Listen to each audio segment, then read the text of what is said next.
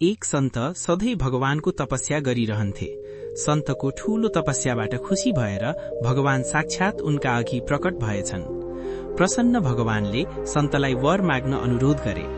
सन्तले भगवानसँग प्रश्न राखे, भगवान, यो स्वर्ग र नर्कमा यति धेरै भिन्नता किन छ?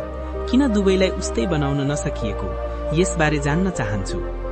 सन्तको यस्तो प्रश्न सुनेपछि भगवानले सन्तलाई भने, लौ हिड, म तिमीलाई प्रत्यक्ष स्वर्ग र नर्क देखाउँछु।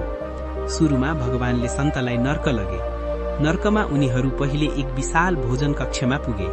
त्यहाँका बासिन्दा खानाले भरिएको एउटा विशाल खड्कुलो वरिपरि बसिरहेका थिए। सबै एकदम दुब्ला, कुपोषण लागेका जस्ता देखिन्थे। प्रत्येकको हातमा कसिलो गरी भीमकाया डाडु बाँधिएको थियो। त्यसमा खाना त उठाउन सकिन्थ्यो, तर मुखसम्म पुर्याउन सकिँदैनथ्यो। यसले गर्दा सबै भोकै थिए।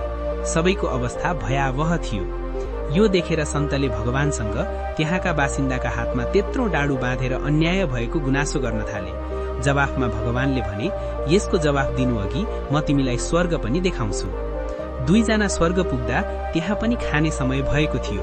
नर्कमा जस्तै यहाँ पनि उस्तै भोजन कक्ष, उस्तै टेबल थियो।